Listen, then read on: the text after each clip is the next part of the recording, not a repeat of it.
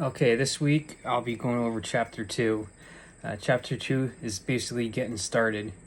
Addictive behaviors, they're basically behaviors that are a result of a pattern that becomes like a ritual or habitual. Sort of like Friday night after a long work week, you always go up to happy hour with your friends and everything. And they become stronger the more you do them. So the more times like you go out on a Friday night with your friends, the more often you're going to do it and everything. It involves usually the short term thinking and the pursuit of immediate pleasure to feel normal or to relieve discomfort or distress. It can incur long term costs such as damaged relationships or serious financial hardship, like what happened with me with my drinking. And it usually goes on like starts with like a trigger, like example of the Friday night happy hour. Like, oh, I had a long week.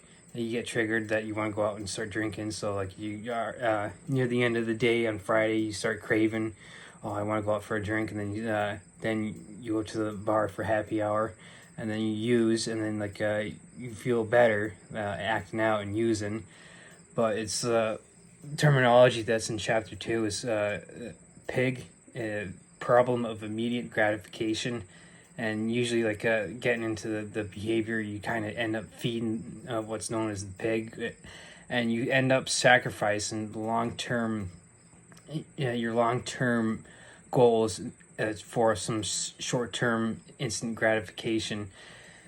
Jordan Peterson goes over this quite well with in his a lot of his content and everything. How like you don't want to get into that perpetual like instant gratification, because you'll be sacrificing like your future self for just like your present self.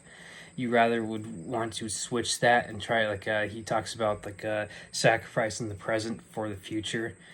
Another thing is like within chapter 2 is like they talk about the unhelpful labels such as like alcoholic or addict. It kind of gives the people a sense of like hopelessness, where like people look like, oh man, I'm like a worthless alcoholic, or I'm just a junkie or something. So like in chapter 2 and the whole smart recovery, they tend not to try to use like those unhelpful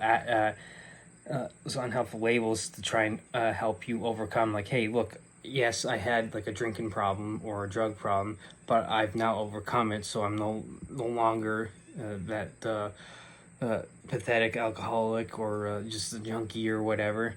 And usually like when it comes to like the program, like they do mention the difference between abstinence and moderation. Some people can go like after they like go through like professional help or outpatient or however it works for them. Some people can moderate. Me, I'm not one of those people that could moderate and everything. So like even if I tried to attempt it, it wouldn't work, because I would just like it pretty much reintroduce those old behaviors of like oh hey, look, it's no big deal for me to do on the weekend, and then like it would just downward spiral back to where I was of getting drunk all the time. And like so that way that's why for me at least moderation wouldn't be effective. It's more of like abstinence, and you kind of have to like in order to stop like an addictive behavior, it's pretty much starting to stop and everything. And like with the stages of change is usually they call it the stages of change for like in order to start the road to recovery. The first one is pre-contemplation. It's like you kind of understand like you have a problem. Like with me, there was a few years before I quit drinking. Like, yeah, I have a problem and everything, but I didn't really want to quit. It was pretty much in between the time that I had ran into some legal trouble and a few years before I actually quit. And like, okay, yeah, I can see you have a problem, but I didn't want to do anything about it. Contemplation phase, like at least for me, was about like 2 or 3 months before I actually quit, where like I was starting to think like maybe I should quit and everything.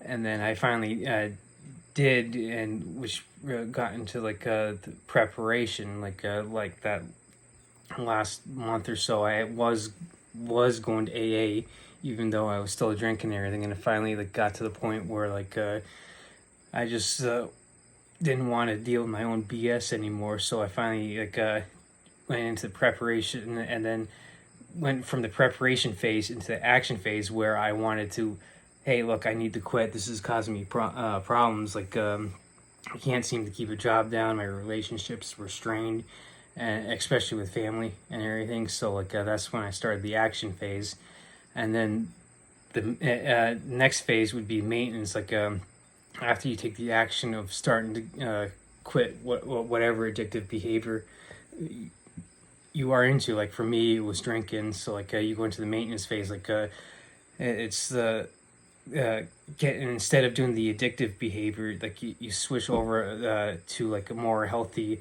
coping mechanisms. Like for me, would be going to the gym all the time, and that's when you enter the maintenance phase. And like after a certain amount of time, like with programs like AA, you're supposed to do it your whole life and everything. Whereas like programs like Smart Recovery, you actually have like maybe a 6 month or maybe a year or two where you actually get to the point where you can maintain on your own, and you can leave the program, and that would lead to the final stage, which is the exit stage. And they actually have like in the handbook in chapter 2, they have a diagram of the actual stages of change, and it's like a twirling like rope that goes up that shows each of the different phases. And back to the moderation, some people can do like the initial abstinence to get into the moderation phase, but like for most people, like myself included, like I'm kind of more biased towards like not doing moderation, because like I said, for me it wouldn't work, and like I don't think it would necessarily work for the vast majority of people. So that's why I'm more biased towards a total abstinence and not going to moderation. But if you do find that you are someone who can quit the addictive behaviors and go back to maybe having like 1 or 2 drinks like over the on like a Saturday every like once a month or something, then that is a possibility. But like I'll reiterate, I'm kind of biased towards abstinence versus moderation. And another good thing, like it re-emphasizes in chapter 2, is a lapse and a relapse. Whereas like with AA, everything's a relapse. It doesn't matter if you have 1 drink or you get drunk. Everything's a relapse. In Smart Recovery, they reiterate in chapter 2 like the difference between a lapse and a relapse. A lapse would be like for instance, like with me, if I went out to like if I did find myself like going out to a bar and I had a drink and I caught myself, I'd be like, oh hey, look, I just lapsed and everything. And I had like a lapse of judgment, like where I wasn't maybe necessarily thinking clearly, but I was able to catch myself and only have 1 or 2 drinks. And they reiterate that like a relapse would be like a full-blown return to the old behavior, like with me going back to getting drunk pretty much, not just 1 or 2 nights, but pretty much every night again. And like it ends the chapter with mentioning journaling, which like I'm a big fan of, because I've been doing it for several years now. And like there's different ideas of how to journal. And one of the fitness groups I'm in online, we do there are a bunch of people that had do journal, and like I'm one of them. You can journal at the beginning of the day, kind of like to kind of look at where you want your day to go, and like what you have on like a docket. Or like you could do like what I do is I journal at the end of the day and kind of look back on how the day went. And for me, I've been like other than like a 4-month period, I've been journaling for well over like 5 years now, for every night. And like it's a great way to kind of like do a mental check-in, a daily mental check-in. And like when I do it at the end of the day, it's that check-in where I can look back and at the day and be like, okay, this is like how my day progressed. What did I get done? What's bothering me? How do I like go forward? And like I do look into the next day. So like with with journaling. Definitely a big fan of that, and it's definitely a perfect thing for anybody to use. And it'd be a great, like I said, a great mental check-in that you can do every day. So, like, if you're not doing journaling now, go. I would highly suggest you start doing it because it's great for your mental health and everything.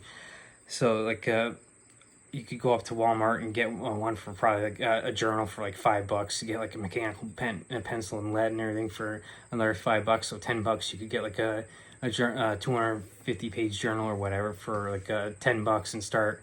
So it would be a relatively cheap way to start the process of journaling to help with to get through like those addictive behaviors and everything.